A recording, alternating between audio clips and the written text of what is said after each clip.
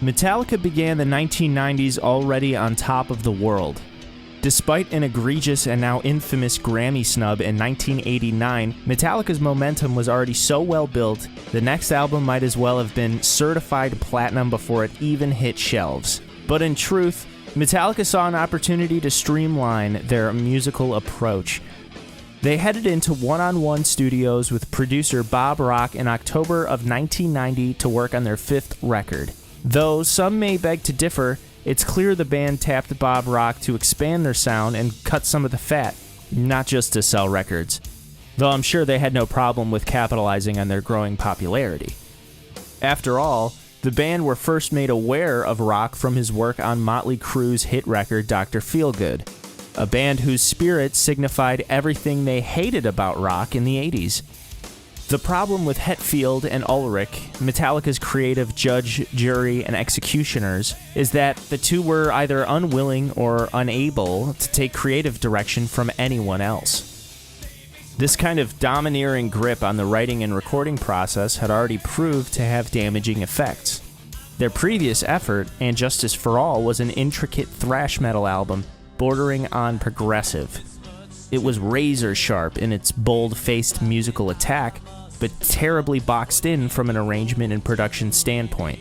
The songs were too long, the riffs zigged and zagged all over the place, at best in brilliant ways and at worst in ways that felt unnecessary and pretentious. Of course, with Hetfield and Ulrich having final say on the mix, the efforts and contributions of then new bassist Jason Newsted were entirely inaudible. This baffling mistake has only made the album grow increasingly out of favor with Metallica's fans over the years. In addition, while touring in support of Justice, Metallica had noticed the crowd's dull reaction to some of their more winding and bloated cuts like Blackened and the title track. Even a song like The Frayed Ends of Sanity wouldn't be played in its entirety until 2014, and that was due to a fan-voted setlist.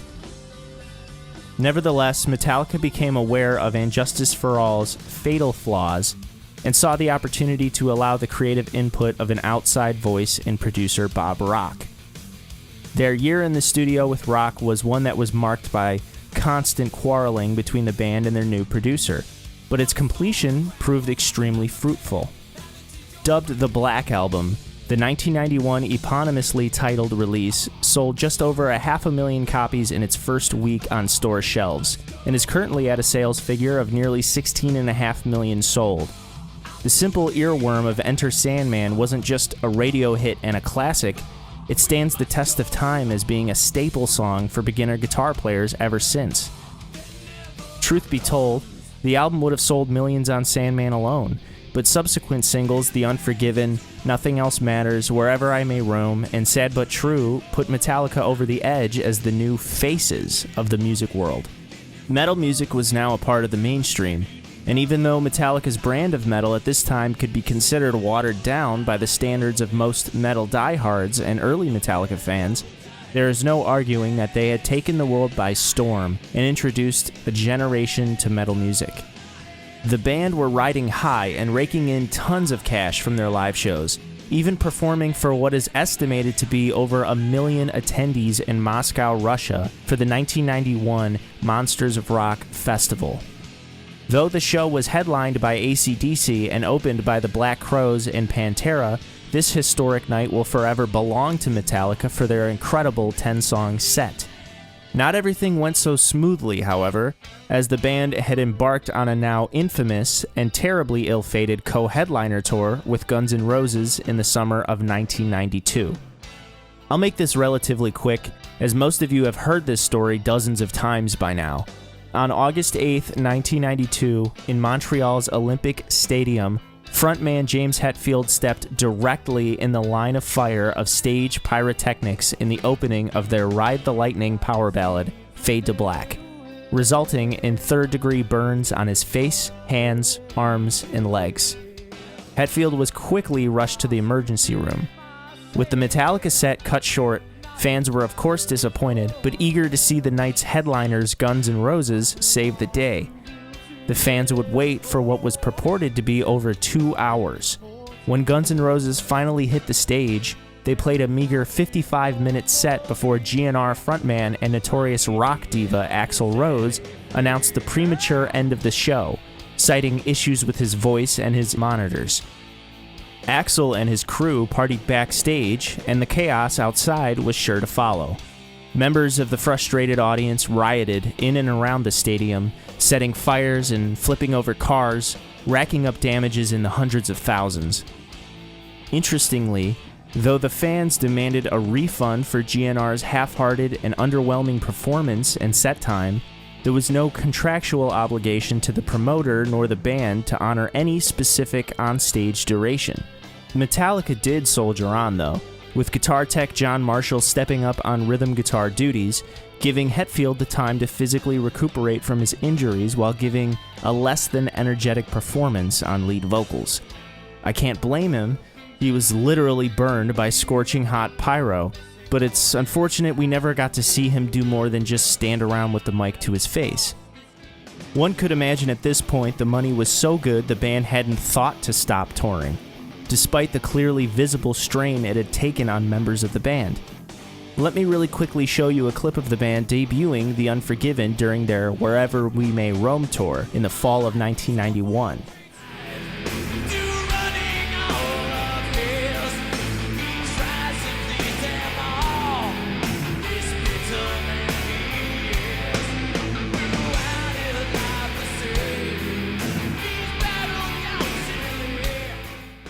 Now here's the band near the end of their Nowhere Else to Roam tour in the summer of 1993.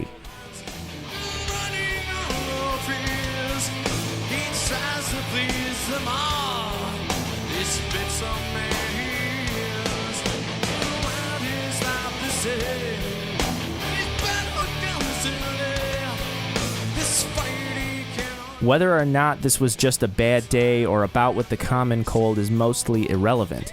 Doing over 300 shows in 2 years is going to tax you mentally and physically to an extreme degree. Clearly, it was time for Metallica to get out of the touring headspace, rest up, and get back into a creative one. And while they did get a head start in April 1994, of course, the band couldn't help themselves but to do another, albeit much shorter, tour. The Shit Hits the Sheds tour ran from June to August of that year and included a performance at Woodstock 94, in which the band previewed a piece of the new music they were working on. This particular tour was most notable for the trash talk spewed against grunge and alternative heavyweights Nirvana and Alice in Chains. Hetfield, now sporting a strange backwoods mullet, and drummer Lars Ulrich poked fun at the very recently deceased Nirvana singer Kurt Cobain and the occupation status of the rest of the band in light of Cobain's death. What color was Kurt Cobain's eyes? Blue! One blue this way, one blue that way. Check this one out. What has 4 arms and 4 legs and works at McDonald's? The remaining members of Nirvana. Later on the tour, Hetfield gleefully mocked Alice in Chains' vocalist, Lane Staley, for his drug addiction in light of the band's last-minute co-headlining cancellation. Unsurprisingly, fans in attendance lobbed a couple shoes at the unsympathetic Metallica frontman.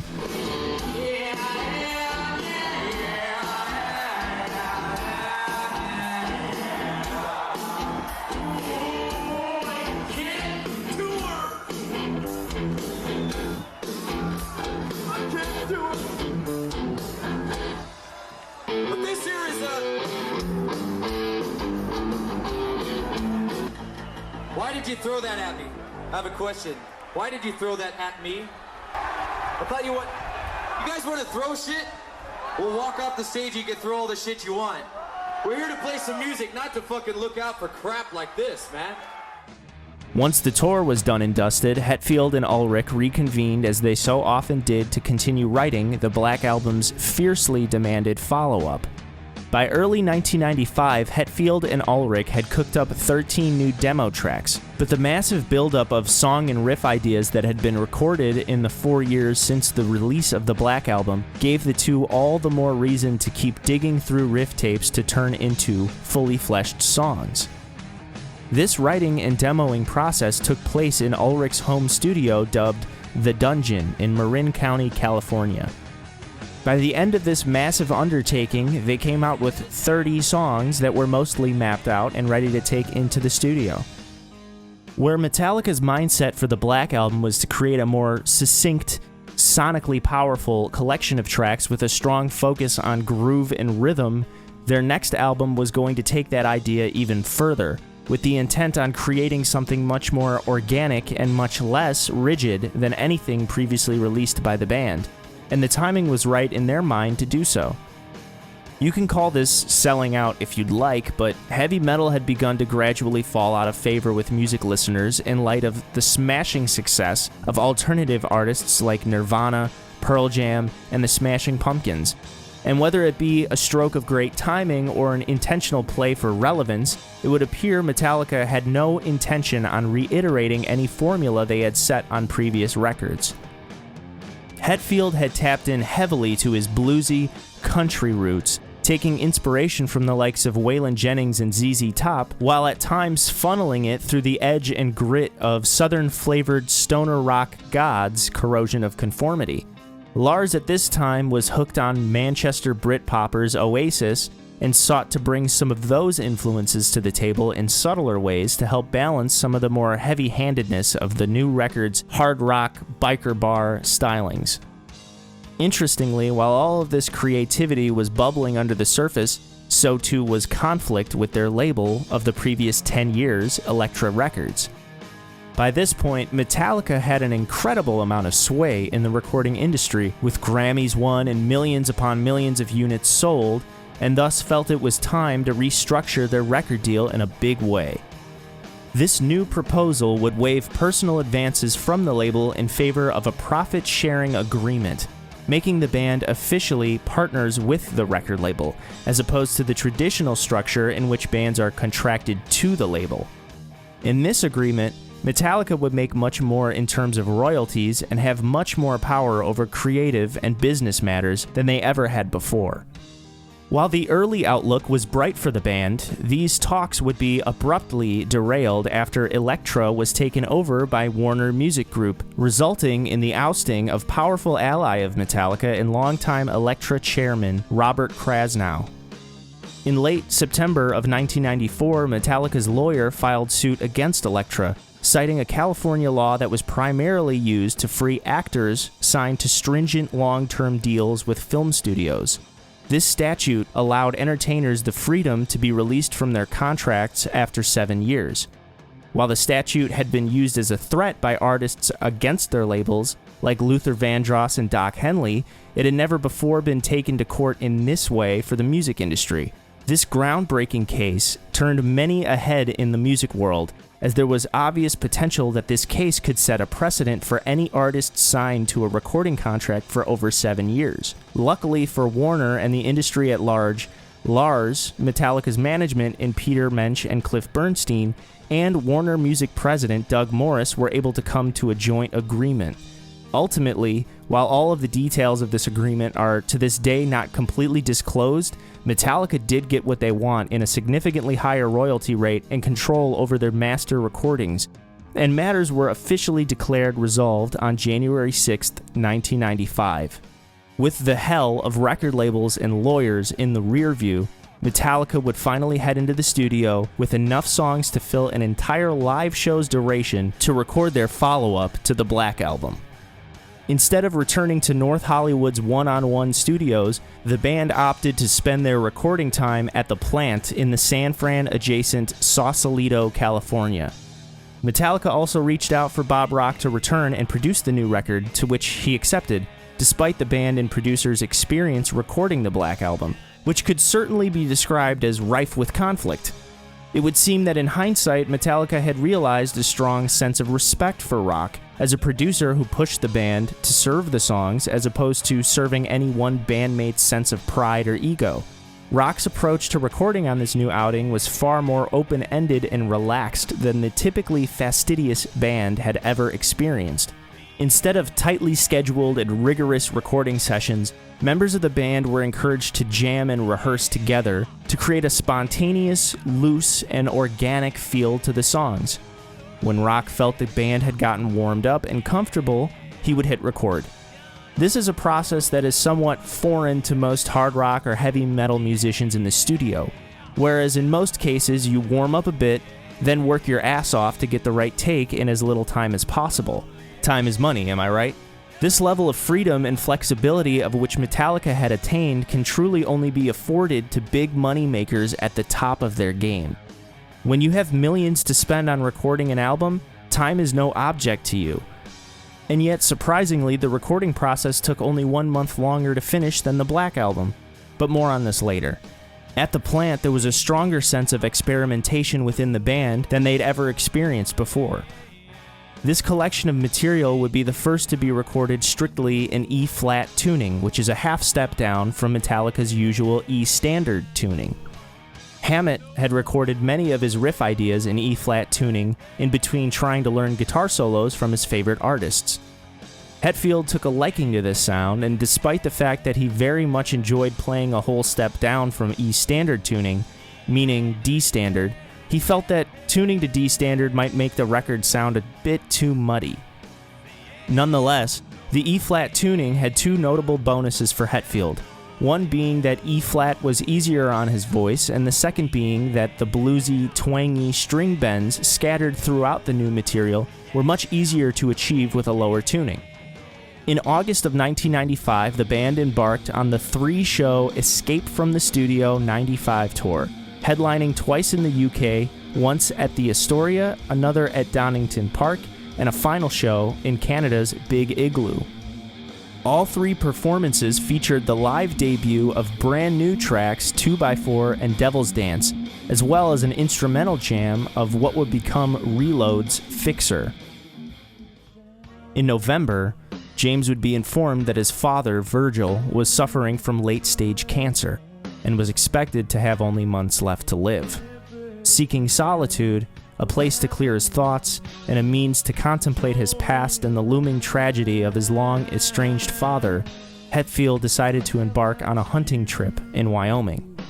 On his trek through rain and snow, James, alone with his thoughts, began to form lyrical themes and ideas for the forthcoming material.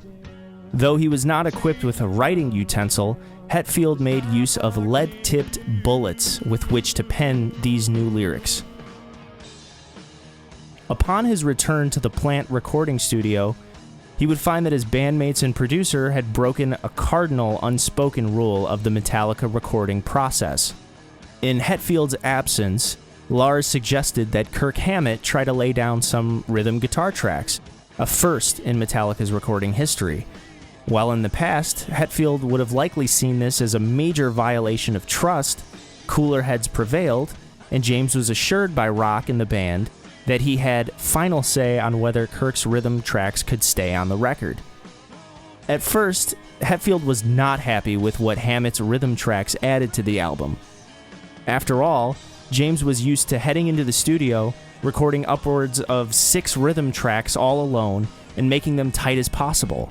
On the new material, he knew he wanted a looser, denser sound than what featured on the Black Album, but was unsure how to record rhythm tracks that felt distinctly different from one another. With time, and subsequent listens, James eventually found Kirk's addition to the rhythm guitars to be what was needed to form the beefier, dirtier guitar sound that he sought. Metallica was creatively thriving at the plant, but it began to seem as if the openness with which they explored their new compositions had begun to take a toll on their productivity. After all, managing the recording, mixing, and mastering of 27 songs is truly no easy feat, and every second that they spent working on one track meant that there were 26 others that were not receiving the proper attention. Clearly, the band had to come to grips with the fact that the workload they so eagerly embraced was a tad too daunting. With many songs only nearing completion, the original idea of a double album had to be scrapped, so that the quartet could focus their efforts on fleshing out material that they felt they could complete in a timely fashion. This, too, posed a songwriting dilemma in of itself. Metallica were not the type of band to scrap or shelve any written material. In fact, to this point in time, there was not one fully written song of theirs that did not make it on an official Metallica release. Unfortunately, this rigid mentality meant the band would force their way through songs that might have been better served as B-sides or bonus tracks. James makes mention of this years later during the making of 2003's Sane Anger, and it seems pretty telling. When I hear Lars talk about we can whip anything into decent shape, I agree. We did that on Load and Reload. Yeah. And this is us trying to choose before we take it to those extremes, you know? Exactly. Elektra Records had set the deadline for the mastering of the new album on May 1st, 1996, a full year apart from their first sessions for the record, and the official release date was now set for June 4th. The final recording and mixing sessions would now take place at Right Track Recording and Quad Recording in New York City. On March 9th, 1996, the rock magazine Kerrang! Released their 587th issue with an exclusive look at the new album. For one, Kerrang! Got straight to the point. Metallica's new release was a clear departure from the already more toned-down stylings of the Black Album. Beyond that, Kerrang! Published the very first photos of Metallica's new look. Gone were the raggedy long locks that were so intrinsically linked to the band's image for the last 15 years. Metallica, on pretty much day one of this change, were already forced to defend their new aesthetic.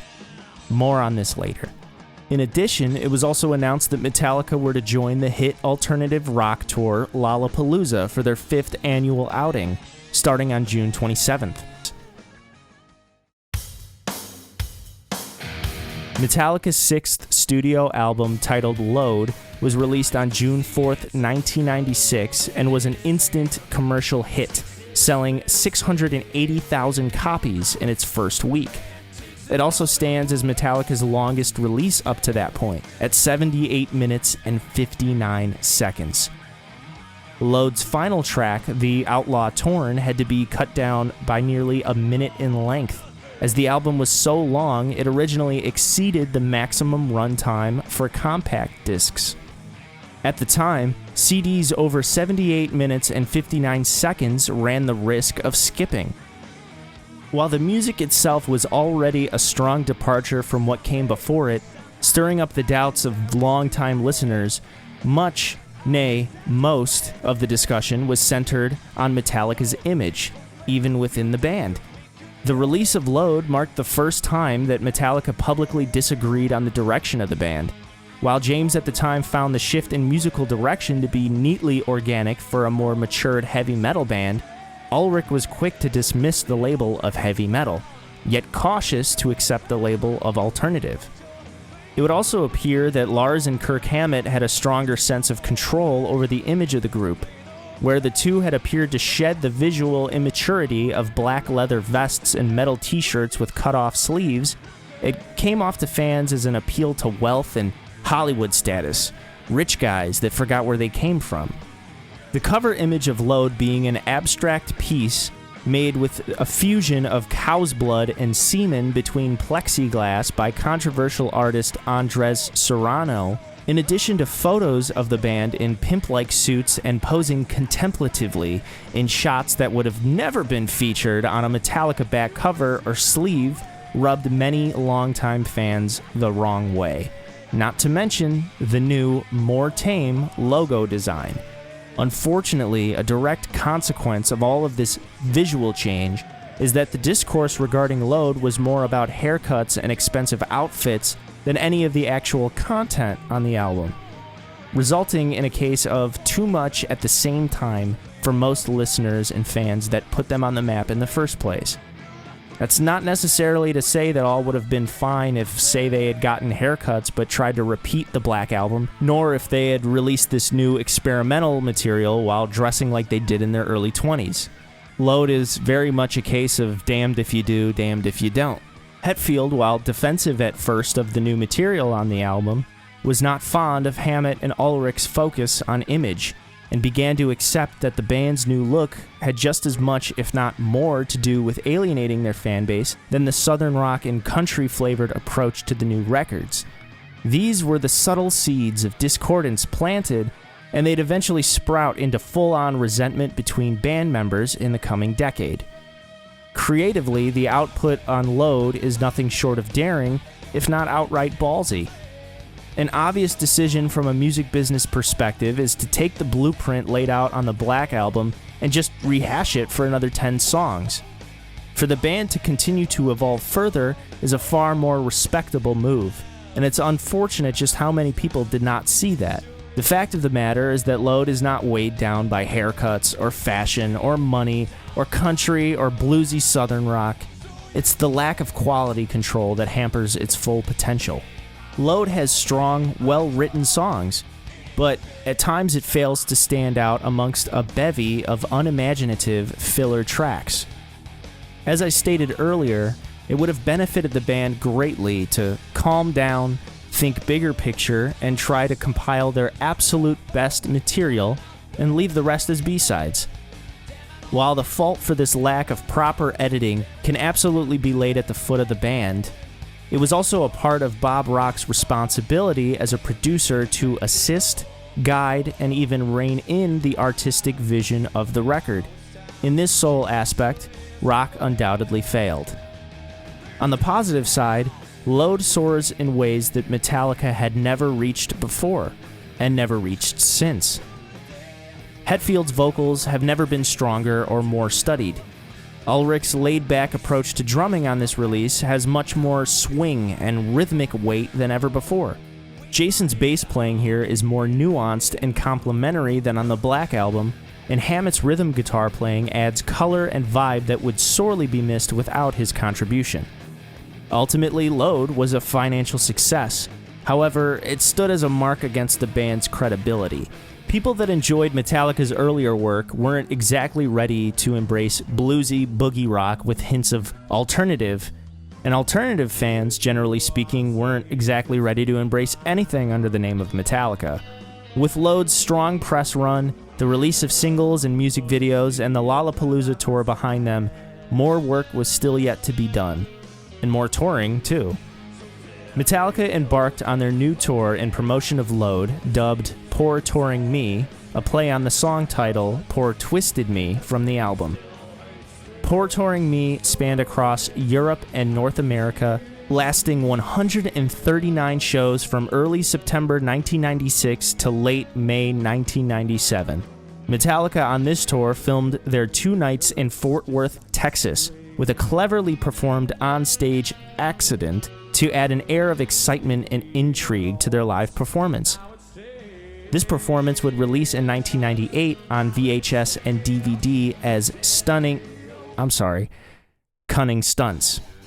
After Poor Touring Me, there still remained 13 more songs from their recording sessions that were still yet to be completed. It was now time for the band to head right back into the plant in Sausalito to polish off the last of the 13 unfinished tracks first demoed in the Load sessions. The process went off without a hitch, and by November 18, 1997, ReLoad hit store shelves. This record, like Load, was another instant chart topper, though it did sell a reduced 436,000 copies in its first week of release. In keeping with the transgressive visual aesthetic of Load, ReLoad's cover art features another piece by Andres Serrano, this time a fusion of cow's blood and the artist's urine. Unfortunately, all of the issues with Load seem to come back with a vengeance on ReLoad.